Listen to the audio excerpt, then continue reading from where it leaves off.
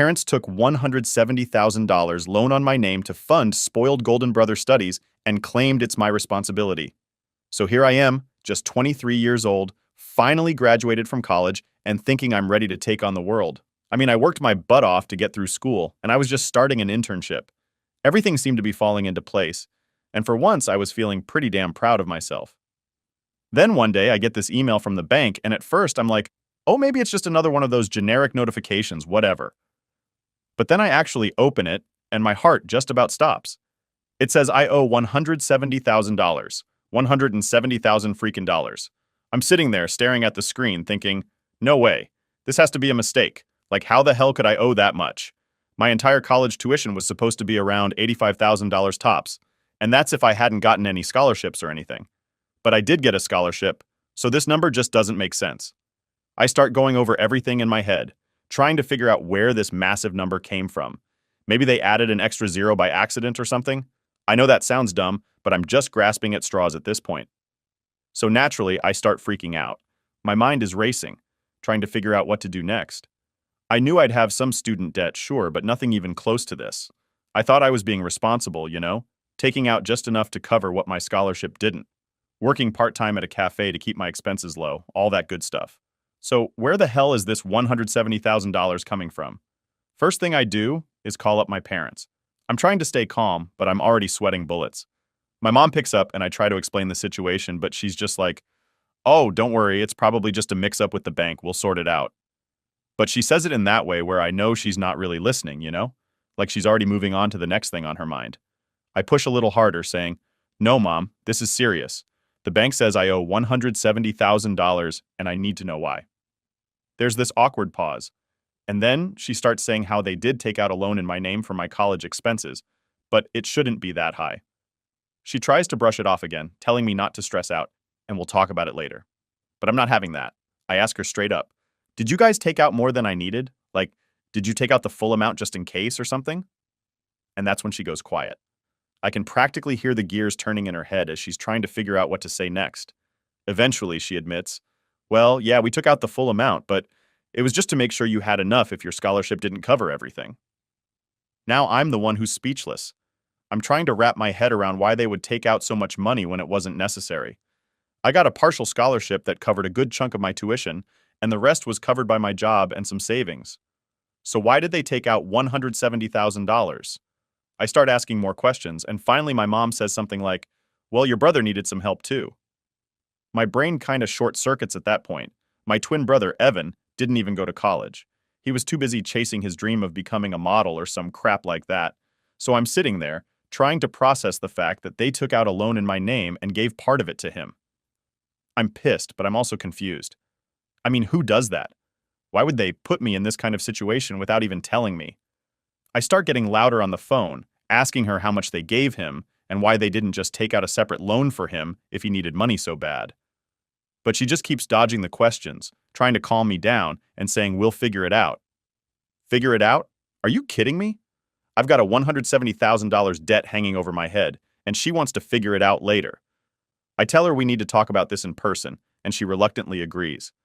I hang up the phone and just sit there for a while, trying to stop myself from smashing something. It's like, I thought I was doing everything right, and now I'm being blindsided by this massive debt that I didn't even know about.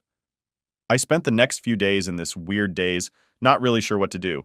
I mean, it's not like I could just make $170,000 magically disappear, and I couldn't exactly focus on my work. Every time I tried to concentrate, my mind kept drifting back to that stupid email and the sinking feeling that my life was about to get a lot more complicated. When the weekend rolls around, I finally decide to head over to my parents' place to talk about this face to face. I'm hoping that maybe, just maybe, there's been some kind of mistake, and we can get this sorted out. But deep down, I know that's probably not the case. I get to their house, and the first thing I notice is how normal everything looks. Like, how can everything be so damn normal when I've got this massive problem hanging over me? My parents are sitting in the living room, and I can tell by the way they're acting that they know what's coming. I sit down and jump straight into it. No small talk or anything. I need to know what's going on with this loan, I say, trying to keep my voice steady. My dad just sighs and starts telling me how they were trying to do what was best for both me and Evan, and that they didn't mean for it to turn out this way. But that's not good enough for me. I push them for details, asking exactly how much they took out, how much they gave to Evan, and why they didn't just tell me about this from the start. My dad starts getting defensive, saying they always try to treat us equally, but I can't help but feel like I'm the one getting screwed here. After what feels like hours of back and forth, they finally admit that they gave Evan $80,000 of the loan money to help him out with his career. I can't believe what I'm hearing. Evan didn't even go to college, and here I am, left to deal with a debt that's more than double what I should owe. I ask them why they didn't take out a loan in his name, but they just keep coming up with excuses. His grades weren't good enough. They didn't have any other assets to use as collateral, blah, blah, blah. I'm fuming at this point, but I know yelling at them isn't going to fix anything, so I just tell them flat out that I'm not paying a dime more than what I owe for my tuition. If Evan wants to waste $80,000 on whatever, that's his problem, not mine. My parents don't take that well, and my mom starts going on about how it's my responsibility to help out the family and that I'm being selfish. Selfish? Are you kidding me? I'm the one stuck with this massive debt because they decided to bail out Evan without even asking me. I tell them that they either need to figure out how to pay back that $80,000 or Evan does. I'm not going to be the one to carry that burden. By the time I leave their house, I'm even more pissed off than I was before. I feel like my whole world's been flipped upside down, and I have no idea what to do next. All I know is that I'm not going to let them guilt trip me into paying off a debt that's not even mine. I head back to my place, but I can't shake the anger and frustration. It's like no matter how hard I try to do the right thing, I keep getting screwed over. And now I've got to figure out how to deal with this massive debt without completely losing my mind. But one thing's for sure, I'm not going down without a fight.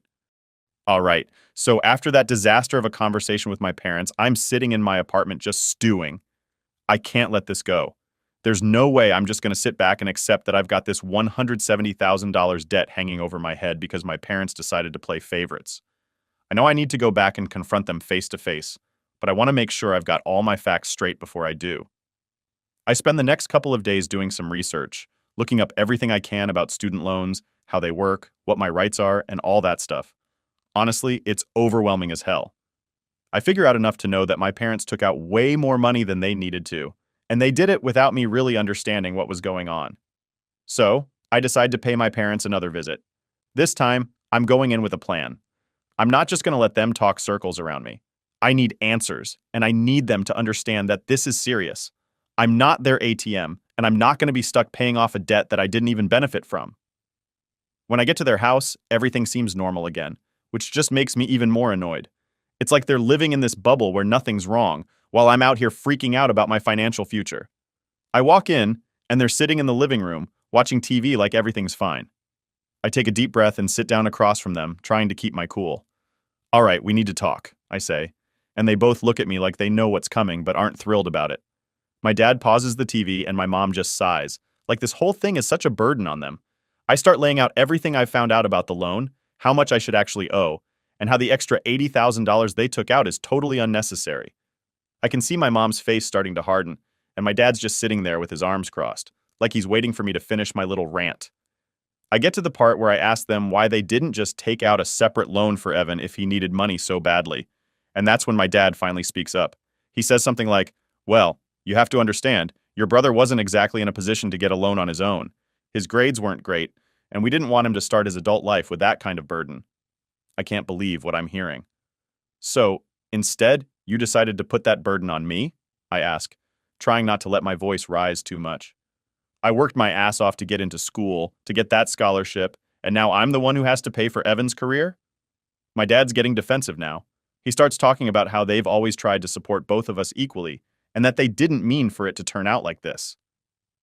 But it doesn't feel equal to me at all. It feels like they're using me to cover for Evan's failures.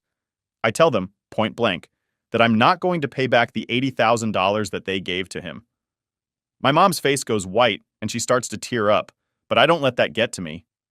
I know what she's trying to do. She's trying to guilt trip me, make me feel like I'm being selfish for not wanting to take care of my family. But I'm not falling for it this time. She starts in with the whole "we did this for the family" speech, saying that they were just trying to make sure Evan had a chance to succeed, just like I did. But I fire back, asking her how giving Evan $80,000 to blow on who knows what is the same as me using the money to actually get an education. She doesn't have a good answer for that, so she just starts crying harder. My dad, of course, steps in to defend her, saying that I'm being too harsh, that I don't understand the pressure they were under. But what about the pressure I'm under now? I'm the one who's going to be stuck paying this off for who knows how long. They don't seem to get that. We go back and forth like this for what feels like forever. They keep trying to justify what they did, and I keep shooting down their excuses. I'm getting more and more frustrated, but I'm trying to keep it together. I don't want to lose my temper, but it's hard when it feels like they're just not listening. Finally, I decide to change tactics. I tell them that if they don't pay back the $80,000, I'm going to have to take legal action. My dad's eyes go wide at that, and my mom looks like she's about to have a meltdown. They start begging me not to do anything drastic, saying that it'll ruin the family if I go down that road. But I'm done with their guilt trips. I tell them that they either need to figure out a way to pay back that money, or I'll have no choice but to protect myself. I can't afford to let this debt ruin my life just because they decided to favor Evan over me. My mom finally speaks up through her tears, saying that they'll try to come up with a solution. But I can tell she's just saying that to get me to calm down. My dad's still in shock that I'd even consider taking legal action against them, but he doesn't argue anymore. I think he realizes that I'm serious, that I'm not going to back down. I get up to leave, and as I'm walking out the door, my mom calls after me asking if I'm really going to go through with this. I just turn around and say, if it comes down to it, yeah, I will. Then I leave, not looking back. As I'm driving home, I start to feel this weird mix of emotions. I'm angry, obviously, but I'm also sad. I didn't want things to come to this, but what choice do I have? My parents put me in an impossible situation, and now I have to figure out how to get out of it. It sucks, but I know I have to do what's right for me.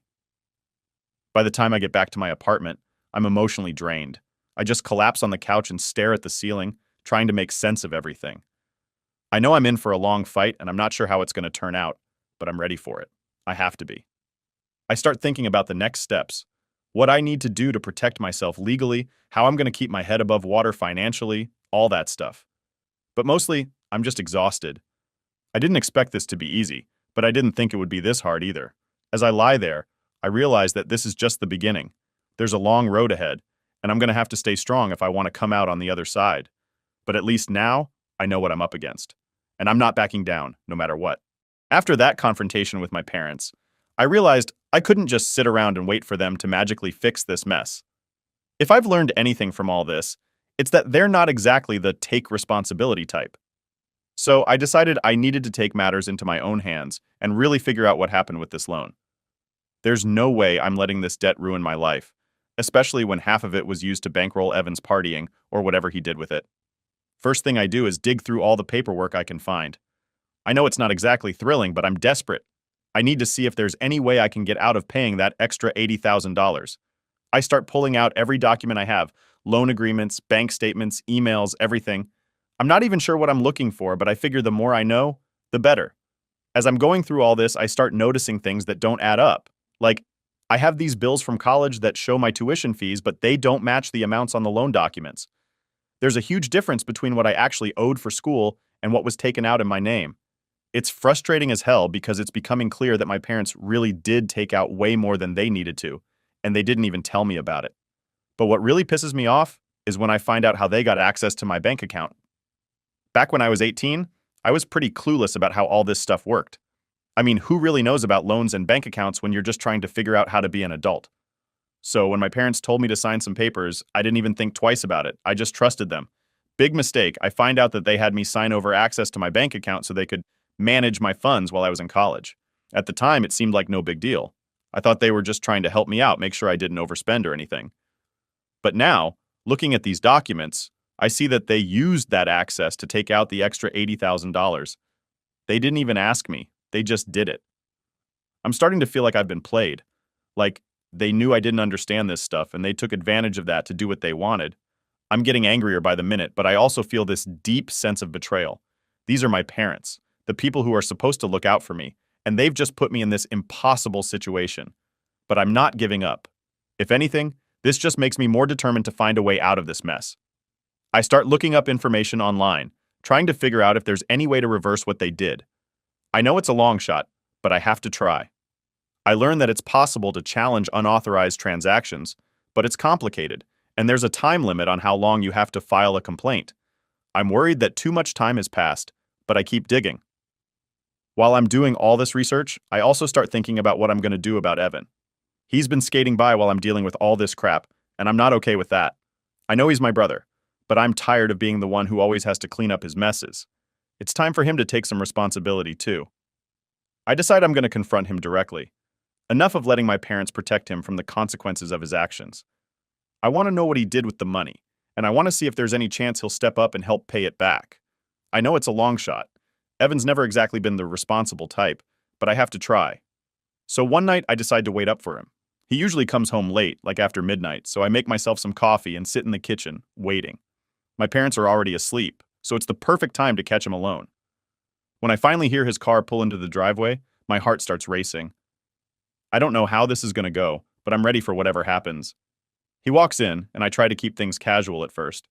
I offer him some coffee, and we start talking about random stuff, school, work, whatever. I'm trying to build up to the money conversation without just jumping into it. I can tell he's not suspicious, which is good. He's always been the type to avoid conflict, so he's probably thinking this is just a normal chat. Finally, I bring up the loan. I ask him if he knows how much trouble I'm in because of the money our parents gave him. He looks at me like he has no idea what I'm talking about, which honestly just pisses me off even more. I mean, how can he be so clueless? I lay it all out for him. The $80,000, the loan, the fact that I'm the one who has to pay it back. He just sits there, looking more and more confused. Finally, he says, "What money? I didn't get $80,000. That's when I lose it. I start raising my voice, telling him that our parents took out this huge loan in my name and gave the money to him. He's sitting there with this blank expression, and then he finally says, "Oh, that! I thought they just gave me some money to help out with stuff." Stuff. He thought they gave him $80,000 for stuff. I can't even with this guy. I ask him what he did with the money, and he just shrugs. "I don't know," he says. "I guess I spent it on, trips and going out with friends. You know, the usual." The usual? Are you kidding me? He spent $80,000 on vacations and partying while I'm stuck paying it back. I can't even describe how furious I am at this point. I start yelling at him, telling him that he needs to pay it back, that it's his responsibility. But he just looks at me like I'm crazy. He says something like, "It's not my fault. Mom and Dad gave me the money. I didn't ask for it." And that's when I realize that he doesn't even feel bad about it. He doesn't care that I'm the one who's going to suffer because of his actions. He's just going to keep living his life like nothing's wrong. I'm done. I can't deal with this anymore. I tell him that I'm not paying a single cent of that $50,000, and if he doesn't figure out how to pay it back, I'm going to take legal action. He just laughs, like I'm joking or something, and says, "Good luck with that." I storm out of the kitchen, not even bothering to say goodnight. I'm so angry I can't think straight. How did I end up in this mess? How did I get stuck with a brother who doesn't care and parents who think it's okay to use me like this? I go back to my apartment and collapse onto my bed, feeling completely drained. But as tired as I am, I can't sleep. I keep going over the conversation in my head, trying to figure out what to do next. I know I can't let this go, but I'm not sure how to move forward. One thing's for sure, I'm done playing nice. If my family thinks they can just walk all over me, they're in for a rude awakening. I'm not backing down and I'm not giving up. It's time. So after that whole disaster with Evan, I'm back at my apartment trying to calm down. I feel like I've been punched in the gut. It's like, no matter how much I try to make sense of all this, it just keeps getting worse. My parents won't take responsibility. Evan's acting like it's no big deal. And I'm the one left holding the bag. I'm starting to feel like I'm fighting this battle on my own, and it's exhausting. But here's the thing. I'm not the type to just roll over and let people walk all over me. If they think I'm going to pay off this $170,000 without a fight, they're seriously mistaken. I know I can't keep going on like this, just reacting to everything they throw at me. I need to take control, set some boundaries, and make it clear that I'm not playing around anymore. I decide to give my parents one last chance to make things right before I take things to the next level. I'm done with the back and forth, the excuses, the guilt trips. They either fix this, or I'm going to have to do something drastic. I know it's a risk, but I've got nothing left to lose at this point. I give them a call and tell them I'm coming over. My mom sounds all hesitant on the phone, like she knows something's up, but I don't give her any details. I just say we need to talk, and I'll be there soon. I'm trying to keep my emotions in check, but I'm nervous as hell. I don't know how they're going to react, but I know I have to do this. When I get to their place, it's the same old routine. They're in the living room, watching TV, like everything's fine. I sit down and take a deep breath, trying to figure out the best way to start. I know I can't come off too aggressive right away, or they'll just shut down. So I start off calm, laying out the situation again, explaining how serious this is. My mom, predictably, starts getting all emotional. She's saying how they never meant for things to get this bad, that they were just trying to help Evan, that they thought I could handle it. I've heard it all before, and honestly, I'm tired of hearing it. I cut her off and tell her that this isn't about Evan anymore. It's about the fact that they put me in an impossible situation and expect me to just deal with it. Then I drop the bombshell. I tell them that if they don't pay back the $80,000 they took out for Evan, I'm going to take legal action. I've looked into it, and I know I have a case. I explain that what they did, taking out more money than I needed, using my account to transfer funds to Evan, faking bills, it's all grounds for a lawsuit.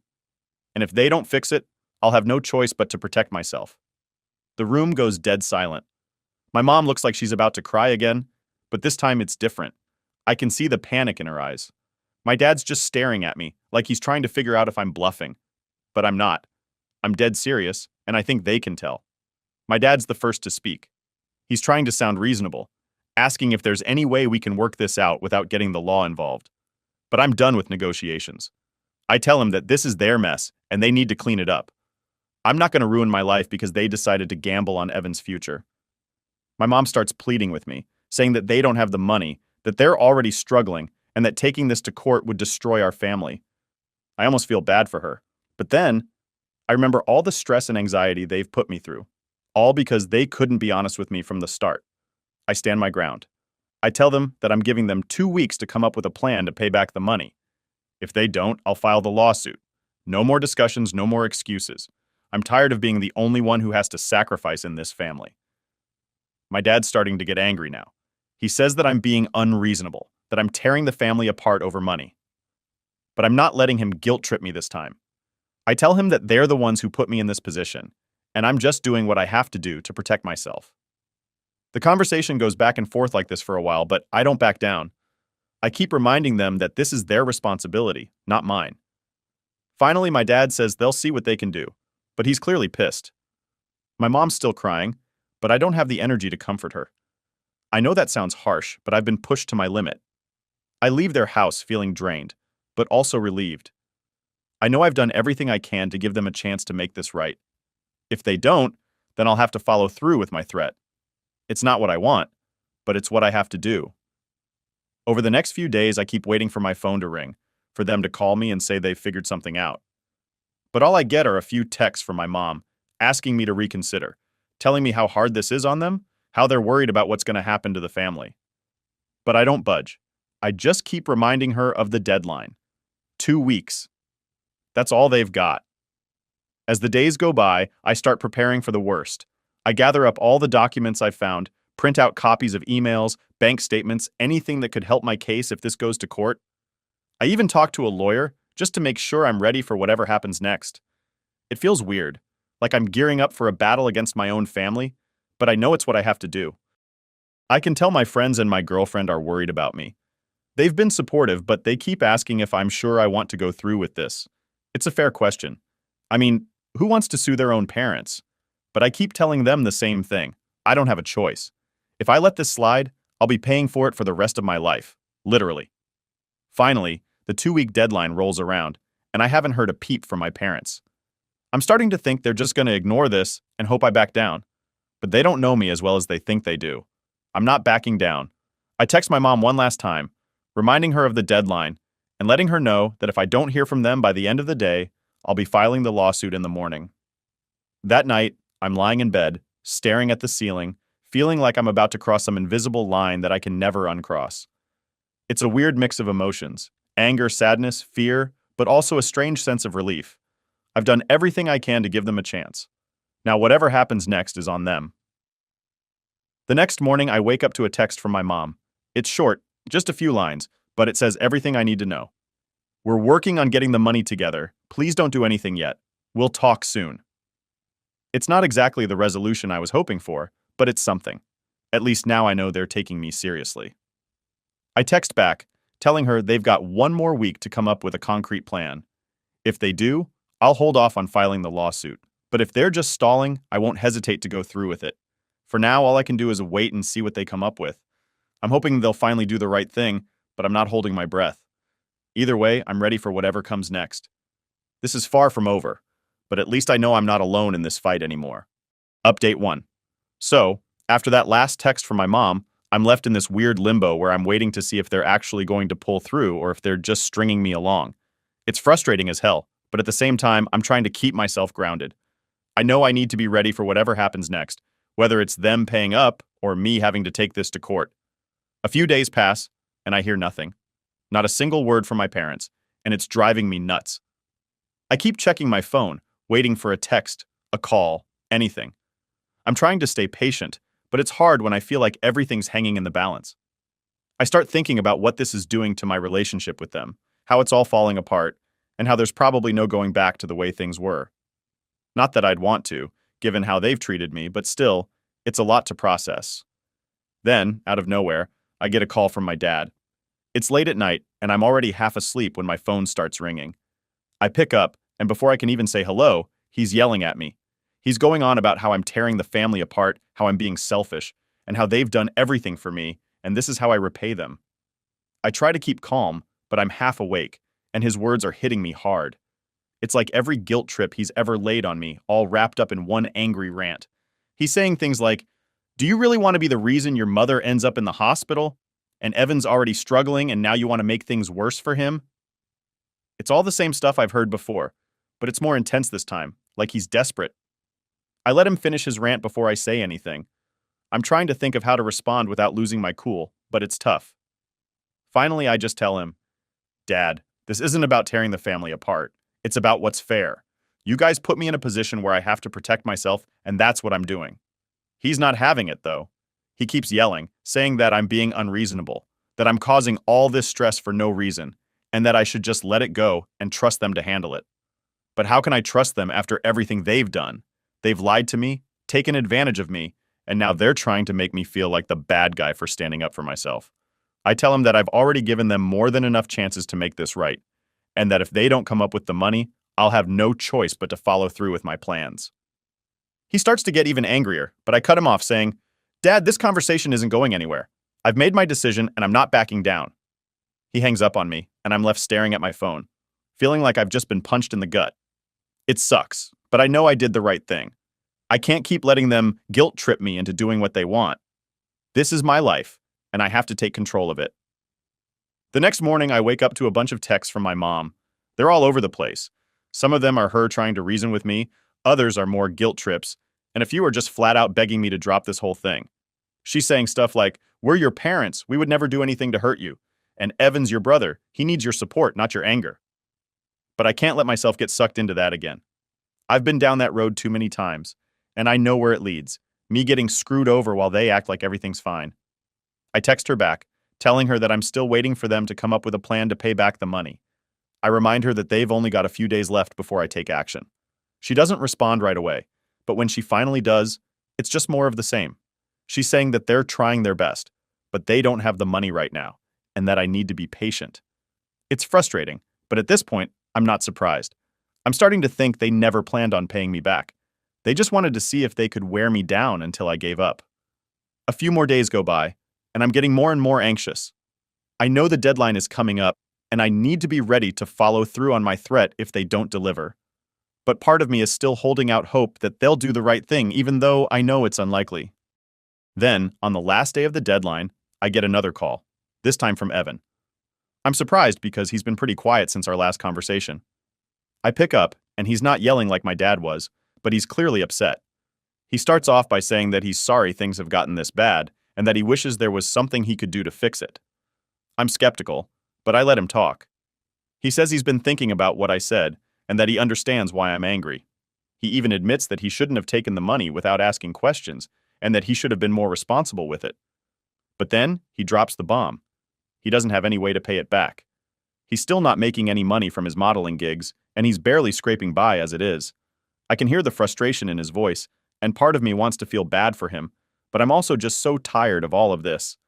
I tell him that I appreciate him admitting that he messed up, but that doesn't change the fact that I'm the one stuck with the debt.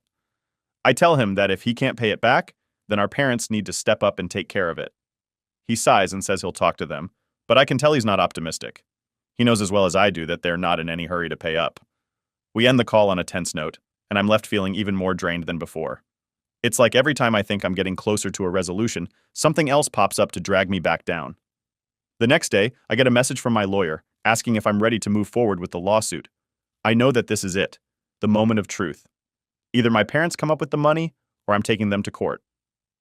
I send one last text to my mom, reminding her of the deadline and letting her know that if they don't have the money by the end of the day, I'll be filing the lawsuit in the morning. Hours go by, and I don't hear anything.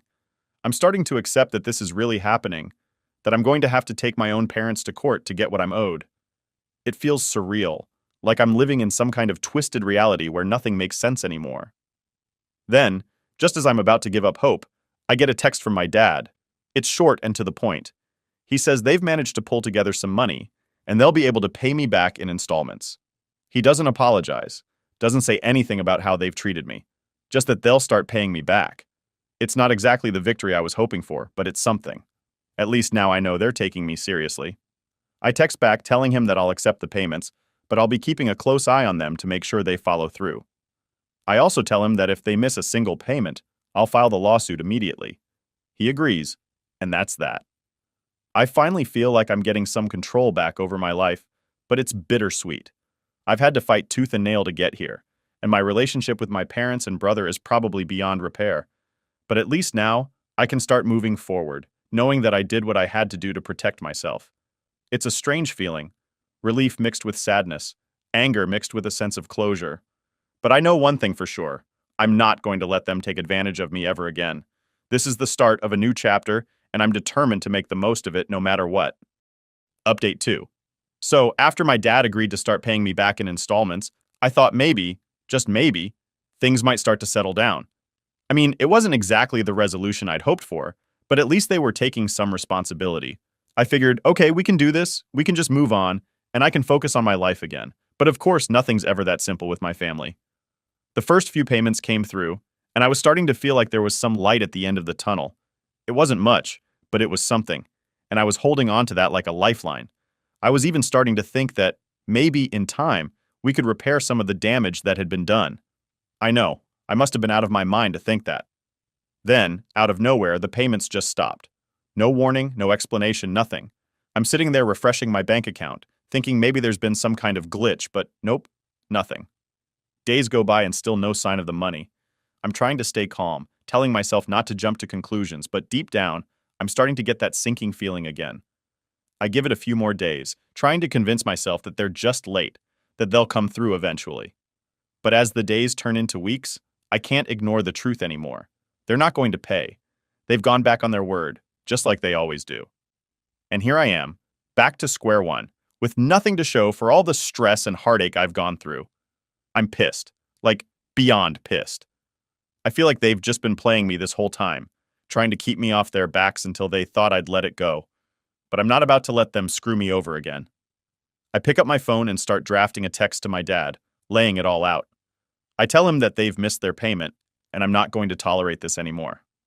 I give them one last chance to explain themselves, but I make it clear that if I don't hear from them by the end of the day, I'm filing the lawsuit first thing tomorrow. I send the text, and then I wait, and wait, and wait.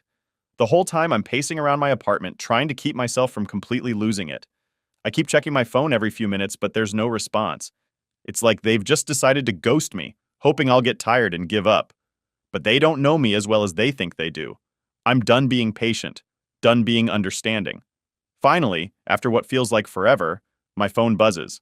It's a text from my mom, and I can already tell from the first few words that it's not going to be good. She's saying that they're sorry for missing the payment, but things have been difficult lately, and they just don't have the money right now. She's asking me to give them more time, to be patient, to understand that they're doing the best they can. I'm reading this, and I just feel this wave of frustration and anger wash over me. I know they're not doing the best they can. They're just trying to buy more time, hoping I'll eventually let it go. But I can't let it go. I've already given them more chances than they deserve, and they've done nothing but take advantage of me. I text her back, and I'm not holding back this time. I tell her that I've given them enough time, that I've been more than patient, and that I'm done waiting. I tell her that if they don't have the money by tomorrow, I'm filing the lawsuit. No more excuses, no more delays. I'm tired of being treated like a doormat. The rest of the day is a blur of emotions. I'm angry, frustrated, but also just exhausted. I feel like I've been fighting this battle for so long, and I'm running out of steam. But I know I can't give up now. If I let them win, I'll never be able to look at myself in the mirror again. So I brace myself for what's coming next, knowing it's not going to be easy. That night, I can't sleep. I'm tossing and turning, my mind racing with everything that's happened. I keep going over the conversations, the broken promises, the lies. I'm trying to figure out where it all went wrong, but the more I think about it, the more I realize that it's always been like this. They've always put Evan first, always expected me to clean up the messes, and I'm just done. The next morning, I wake up feeling like I've been hit by a truck. I'm exhausted, emotionally drained, but I know I have to follow through. I get up, make some coffee, and start gathering all the documents I'll need to file the lawsuit. I've got everything organized, every piece of evidence, every email, every text. I know my case is solid, but that doesn't make it any easier.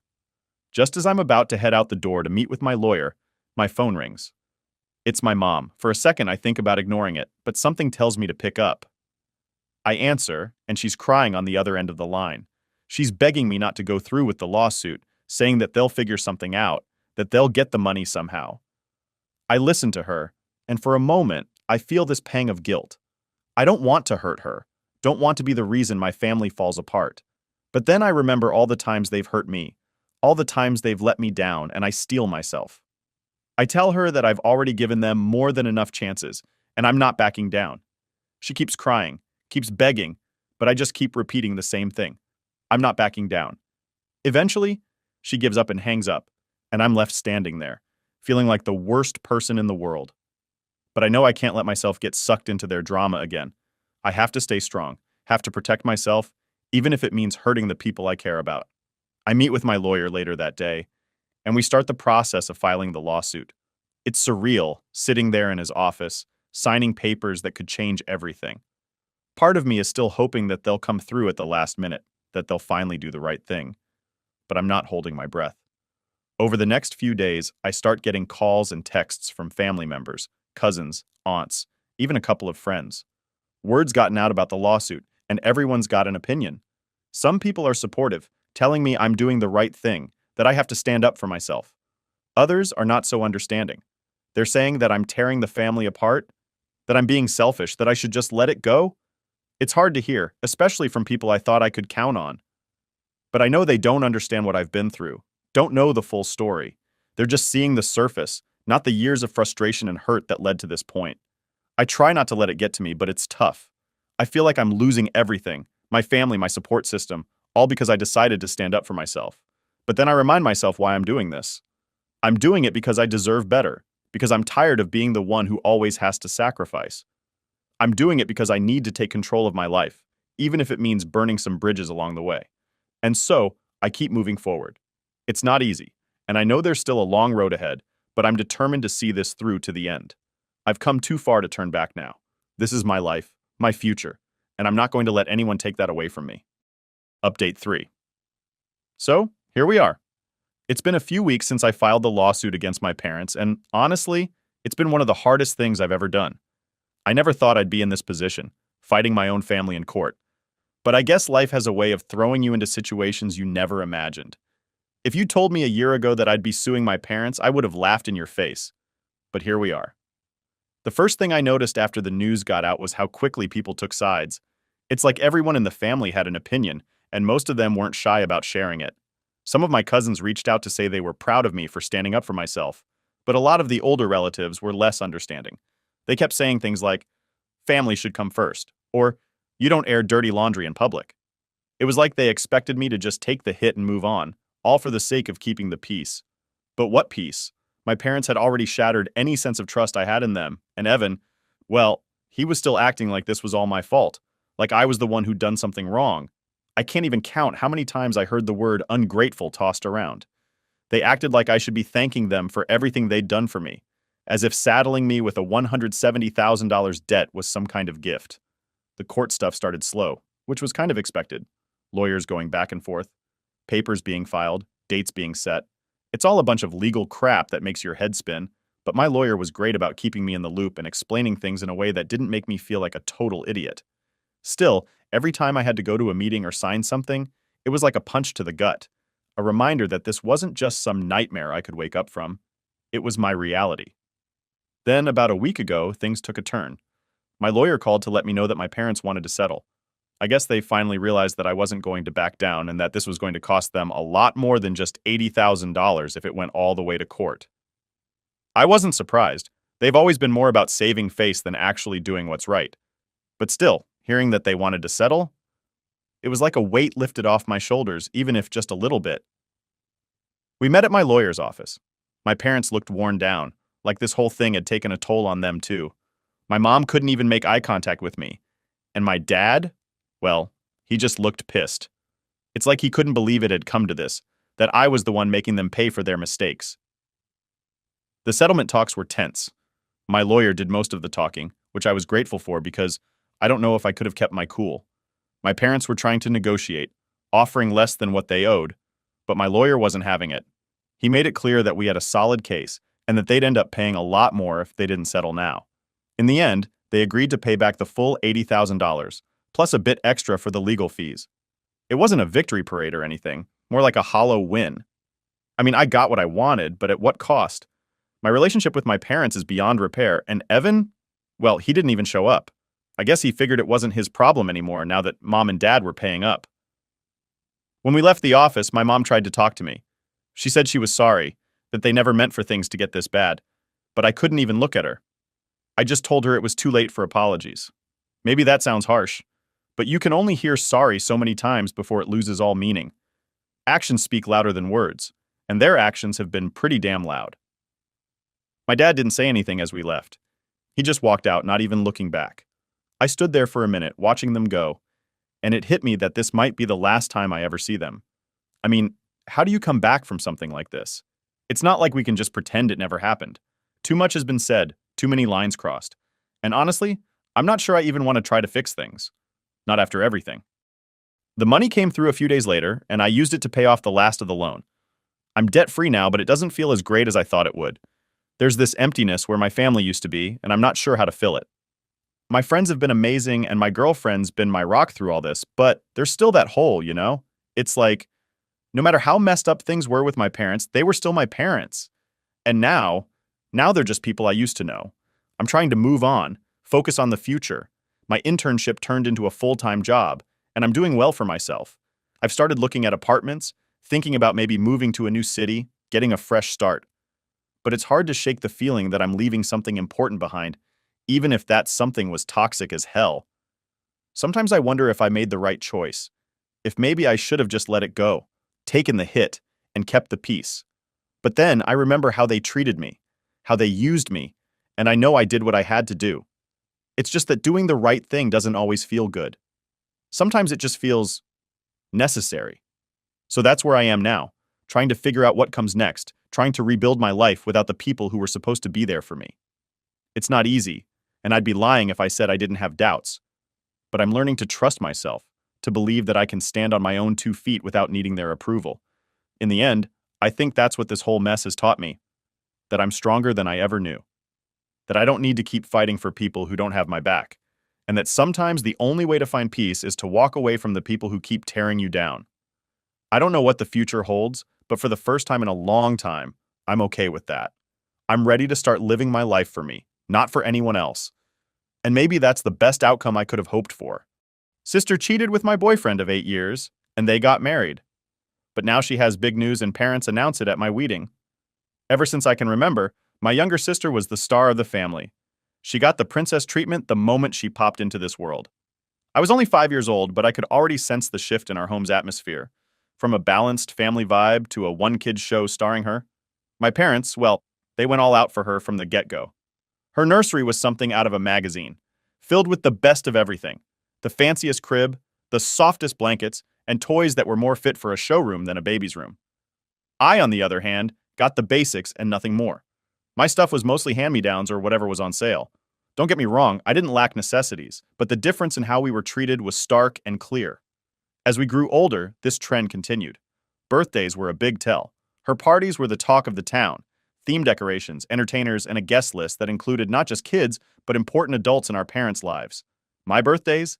They were mostly quiet affairs, maybe a cake, some balloons, and a small family gathering. It wasn't that I wanted lavish parties, but a little bit of that attention wouldn't have hurt. School life was another arena where the differences were glaring. She always had the newest clothes and gadgets. I remember feeling a bit embarrassed with my worn-out backpack and clothes that clearly screamed hand-me-down. At school, she was Miss Popular, and I was the quiet kid who read a lot. Teachers would often praise her for her charm and outgoing nature, while my good grades usually went unnoticed, unless it was parent-teacher meeting day. This unequal treatment even seeped into how our parents supported our interests. She wanted to take ballet? Sure, let's enroll her in the best dance school. I wanted to play soccer? Why don't you try something less rough, they'd say. It was always about keeping her in a bubble of perfection. Holidays were no exception. Christmas was all about what she wanted. The living room would be filled with her wish list items come Christmas morning. I got gifts too, sure, but they were more like afterthoughts. It was like they ticked off a list for me, but for her, they sought to make every wish come true. Emotionally, things were just as skewed. Any achievement of hers was celebrated with great enthusiasm. Got a part in the school play? Let's take everyone out for dinner. I got used to downplaying my own achievements because I knew they wouldn't cause much of a stir. It wasn't outright neglect, but it felt pretty close. The real kicker was how manipulative she became as we got older. She knew she was the favorite and played that card any chance she got. If we ever got into a squabble, guess who was expected to apologize first? Yep, me. And if I ever brought up how unfair it was, my parents would shut it down with the classic, "She's younger, let it go." I tried to find my own space, my own thing that she couldn't touch or taint. I got into writing. It was my escape, a world where I could control what happened and who mattered. My parents didn't really get it, but it wasn't something she could overshadow, so they let me be mostly. Things really started to come to a head during our teenage years. As we both started to carve out our identities, the contrast between us became even sharper. She was the life of every party, the center of every event, and I was the observer, the chronicler. Our paths diverged so much that we barely spoke at home. It was like living with a stranger who shared your last name and nothing else. Living with a sister who's treated like royalty isn't all it's cracked up to be, especially when you're not the one wearing the crown.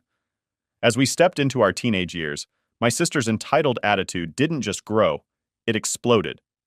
She had always been the favorite, but now she wielded her status like a queen in her court, and we were all just subjects. She had this way of walking into a room as if she owned it. At home, this meant that whatever she wanted, she got without question. New phone? Done? Late curfew? No problem. Meanwhile, I had to negotiate like a diplomat for even the smallest freedoms or upgrades. Her entitlement wasn't limited to tangible things either. She demanded attention and got it in heaps. Our parents hung on her every word, laughed at her jokes, and basked in her social successes. I swear, you'd think she invented the wheel the way they bragged about every little thing she did. School was her domain. She became even more popular, and it wasn't just because she was fun or charming, it was also because she knew how to manipulate her image and people around her. Her birthday parties turned into legendary events. I remember one year she threw a massive party that was literally the talk of the school for months. Invites were coveted like golden tickets. My own invitations were more like courtesy copies, handed out because it would look bad if the sister wasn't invited. Clothes and gadgets were just part of her curated image. She always had the latest styles, the newest phone, and the coolest accessories. If I ever got something nice, it was usually after she'd gotten it first or deemed it unworthy of her collection. I couldn't help but feel a bit like her shadow, even in the way I dressed. My wardrobe was mostly filled with her hand-me-downs that were still better than anything new I could afford on my own. Her academic life was another stage for her performance. She wasn't just good at school, she was good at making sure everyone knew she was good. When she got an A, it wasn't just a good grade, it was a triumph. Meanwhile, I maintained a solid A average with minimal fuss and recognition. It was expected of me, not celebrated. Our parents fed into her narrative constantly. They were her biggest fans and promoters. If she was part of a school play, not only would they attend every performance, but they'd also invite extended family and friends, turning it into a mini fan convention. If I was in the same play, oh, make sure to watch your sister. She has such a significant role. Then, there were the family gatherings. These were showcases for her to shine. She'd monopolize conversations, charming relatives with exaggerated stories of her exploits. I was often relegated to the sidelines, chiming in with supportive laughter or nods. It was exhausting, but any attempt to share my own experiences was quickly overshadowed by another one of her captivating tales. But her entitlement wasn't just annoying, it was destructive. She had a knack for twisting situations to her advantage. One time, we both had our eyes on the same dress for a family wedding. I saw it first, but by the time we went shopping, she threw such a fit about how it was the only dress that worked for her, and our parents caved like a house of cards. I ended up with a backup option, which was fine, but it was the principle of the thing. She wanted it, so she got it. Her manipulative skills were not just limited to our parents. She had a way of turning friends against each other if it suited her. Her group of friends was more like her court, where she was the unchallenged queen.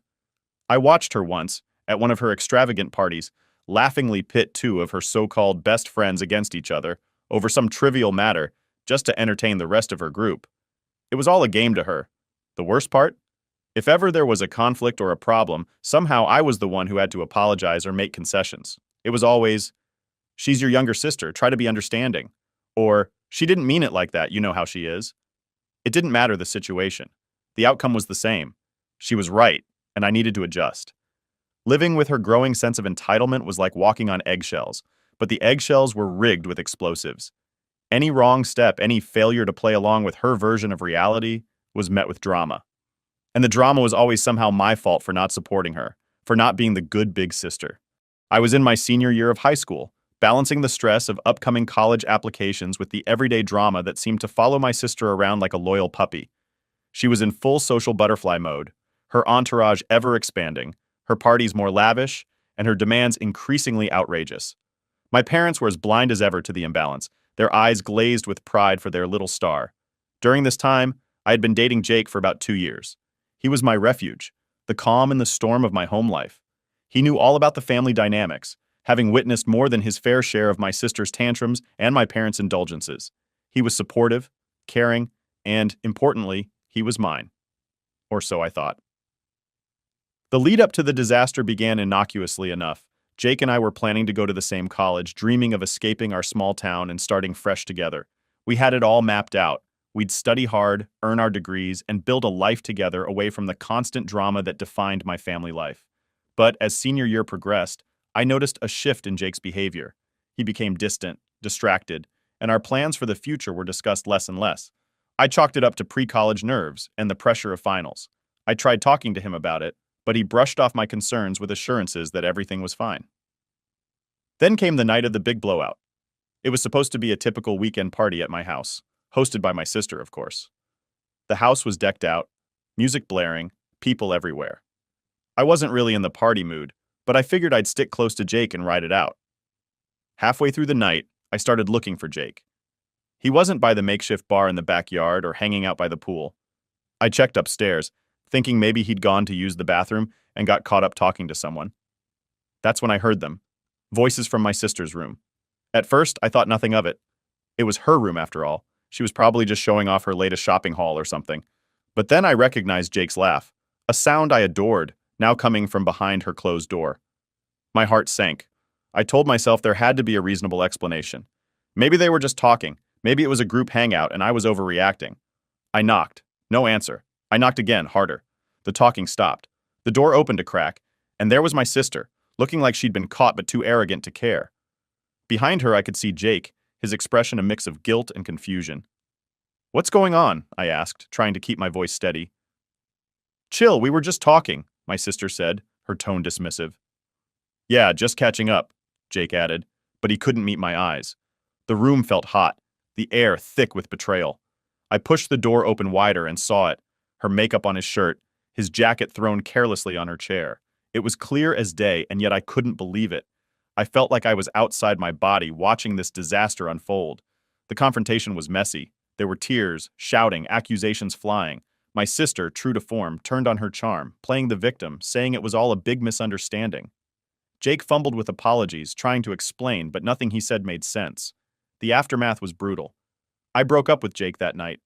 It wasn't just about him cheating. It was who he cheated with. My sister had crossed a line that couldn't be uncrossed. I couldn't even look at her, let alone speak to her. She had betrayed me in the worst possible way, and for what? A moment of thrill? To prove she could have anyone she wanted, even my boyfriend?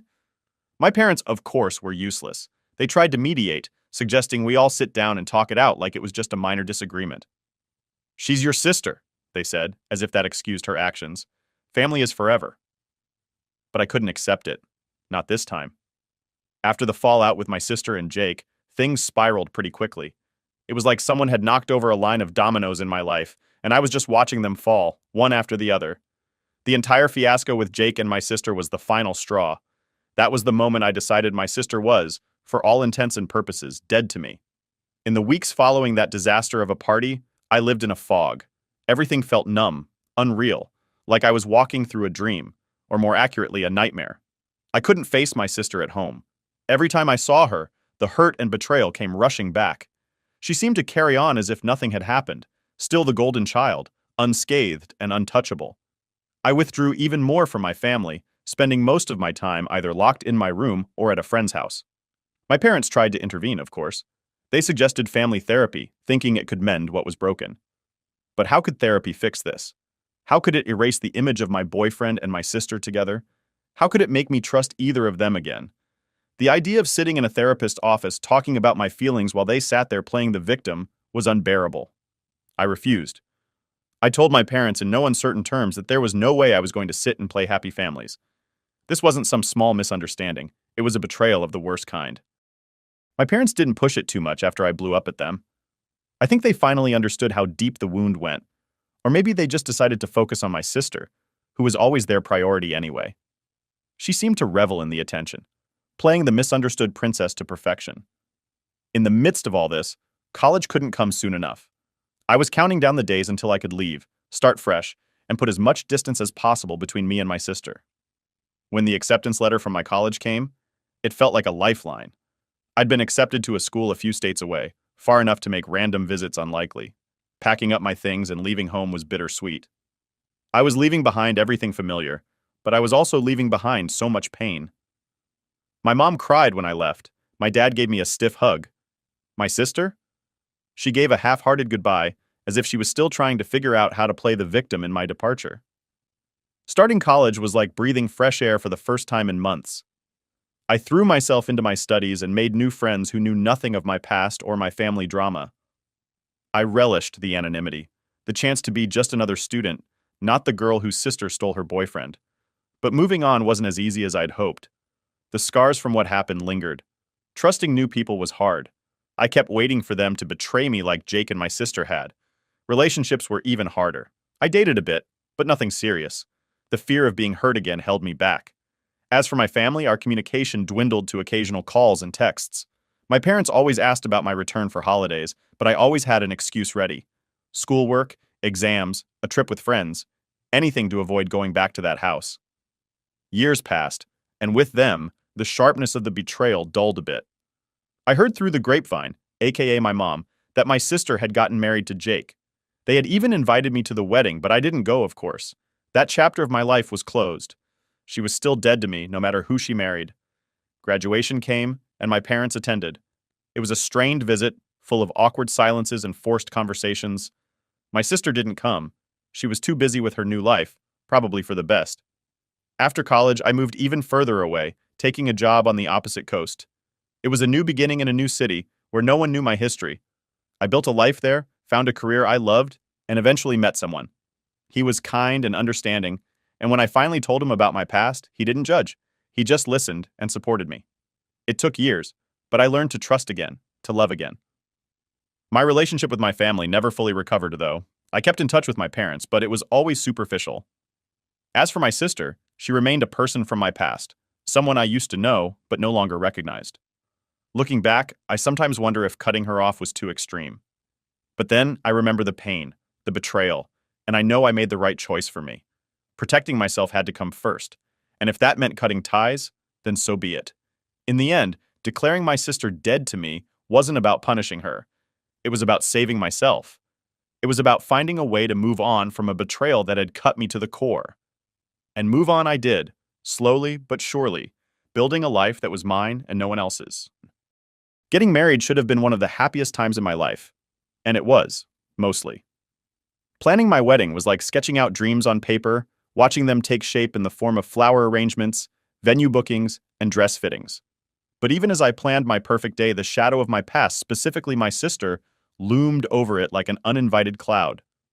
Mark, my fiancé, knew all about the history with my sister. He was my rock, always there with a kind word or a listening ear whenever the stress of wedding planning got tangled up with family drama. He understood why my sister wasn't on the guest list, and he supported that decision without question. As the wedding day approached, I felt a mix of excitement and anxiety. I was eager to start my new life with Mark, but I dreaded the inevitable family complications. My parents had been surprisingly okay with most of my decisions regarding the wedding, but the issue of my sister was a sticking point.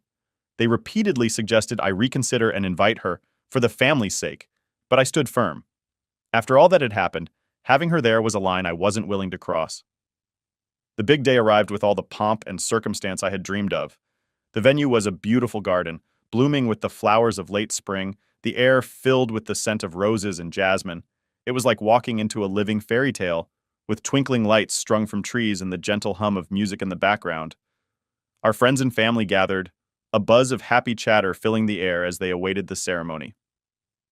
I was in the bridal suite, putting on the finishing touches with my bridesmaids, when my mom knocked on the door. She came in, looking nervous. "Honey, I really wish you'd reconsider about your sister," she began, her voice trembling a bit. "It would mean so much to have her here." I took a deep breath, fixing my gaze on my reflection in the mirror. "Mom, we've been over this. She made her choices and I've made mine. Today is about me and Mark, not her."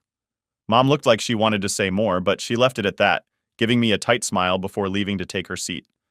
The ceremony was everything I had hoped it would be. Mark looked handsome as ever, his eyes glistening with emotion as I walked down the aisle.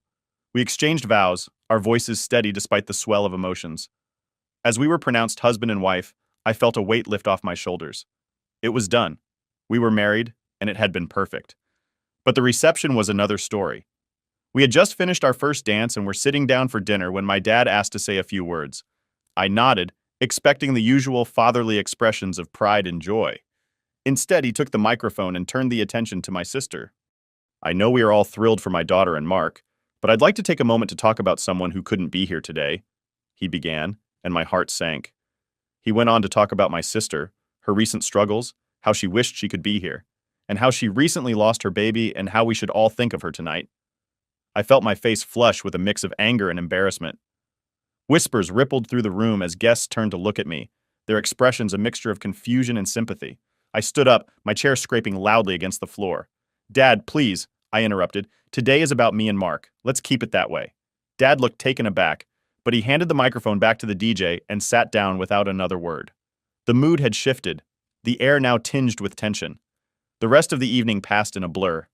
I tried to focus on the guests who were there to celebrate with us, on the joy of the day. But the incident with my dad cast a long shadow over everything. Mark squeezed my hand under the table, his silent support a lifeline in the turbulent sea of emotions. Later, during the toasts, my best friend gave a speech about friendship and loyalty, her words a subtle nod to the journey I'd been through. It was the salve I needed, and I found myself laughing and crying in equal measure. The wedding was beautiful, and despite the hiccup, it was still one of the happiest days of my life. But it also reinforced a truth I had known for a long time. My sister, even in her absence, could stir up storms in my life like no one else. As Mark and I drove away from the venue, my wedding dress bundled around me in the car, I felt a mix of relief and sadness. I was married to the love of my life, and yet the family drama that had shadowed so much of my life had intruded on this special day too. I realized then that no matter how far I went, there would always be threads that tied me back to my family, to my sister. But now, with Mark by my side, I felt stronger, ready to face whatever came our way. Together, we would navigate the complexities of family, carving out a space for ourselves where peace and love could flourish, away from the shadows of the past. The wedding had passed, but the echoes of that day, particularly the moment my dad decided to bring up my sister, lingered like a bad aftertaste.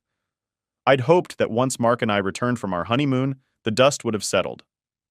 But if there's one thing I've learned from all this family drama, it's that some dust never really settles.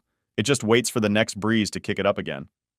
It wasn't long after we got back that the phone calls started. First, it was my mom, her voice a mix of concern and criticism, telling me how hurt my dad was that I'd cut him off during his speech. She painted him as the victim, just a father caught in the middle, trying to keep the peace in the family. I listened, biting back the urge to remind her of all the times they hadn't kept the peace for me. Then came the call from my aunt, who'd always been more of a mediator in the family. She was gentler, suggesting maybe it was time to mend fences, to let bygones be bygones. But how could I let bygones be bygones when the past kept crashing into my present? The real kicker came one evening when I was cooking dinner, and Mark handed me the phone, his eyebrows knitted in concern. It was my dad. "Your mother and I think it's time we all had a talk," he said, his voice stern, the familiar tone of authority that had dictated much of my childhood. I leaned against the kitchen counter, my grip tightening around the phone. "Talk about what, Dad? How you used my wedding as a platform to talk about her?" He sighed, a heavy, weary sound. "It's not just about the wedding. It's about this rift in the family. It's about your sister. It's about us." I felt a tiredness seep into my bones, the kind of tiredness that comes from having the same argument over and over. "I don't see what there is to talk about. What's done is done. She made her choices, and I made mine. We're still your family, and we—" I cut him off, the years of frustration boiling over. "Yeah, and where was this family when I was hurting? Where was this concern when I felt like an outsider in my own home?" There was silence on the other end, the kind that said more than words ever could. When he finally spoke, his voice was softer, less certain. "We just want to fix this." "Maybe it can't be fixed," I said, the finality in my own voice surprising even me. The call ended shortly after, and I was left standing in the silence of my kitchen, the echoes of the conversation ringing in my ears. The following weeks were a barrage of family opinions. Everyone had something to say, a piece of advice to offer, a judgment to pass. My family, it seemed, had plenty of voices, but not many listeners. The real confrontation, however, was still to come. It happened at a family gathering a few months later, a birthday party for my uncle. I'd been reluctant to go, but Mark convinced me that it might be a chance to clear the air. "Maybe it's time," he'd said, ever the optimist.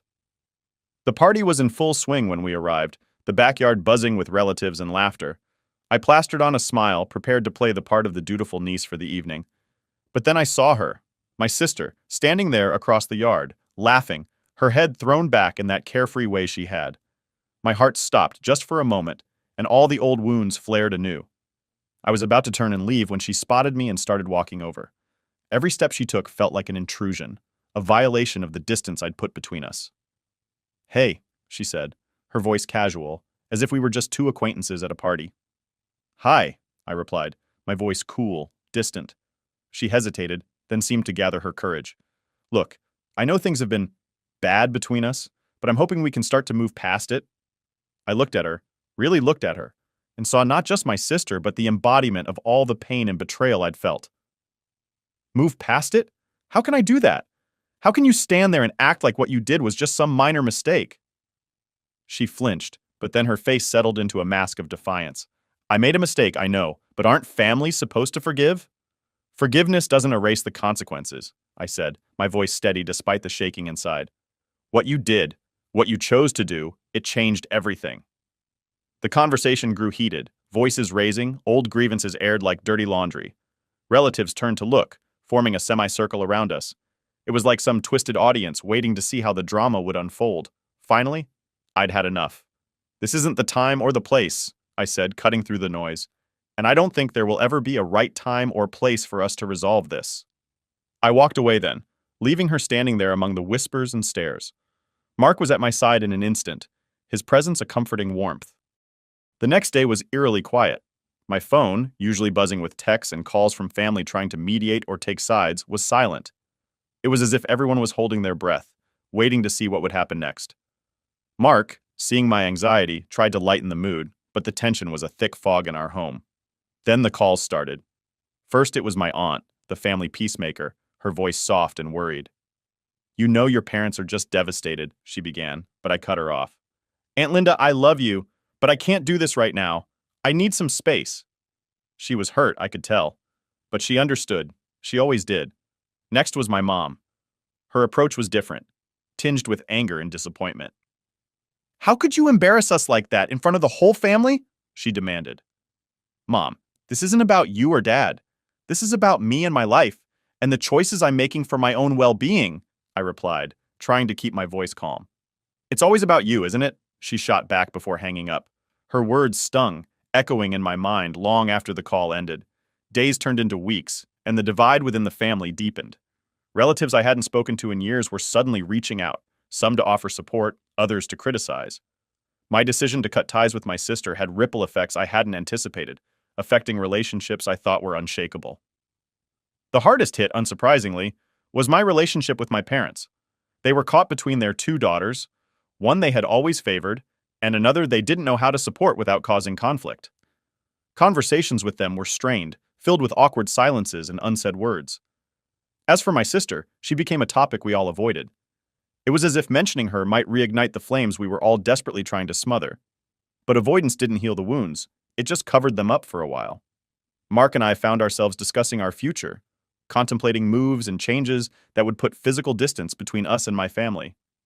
Maybe a fresh start is what we need, Mark suggested one evening, his arm around me as we sat watching the sun set from our porch.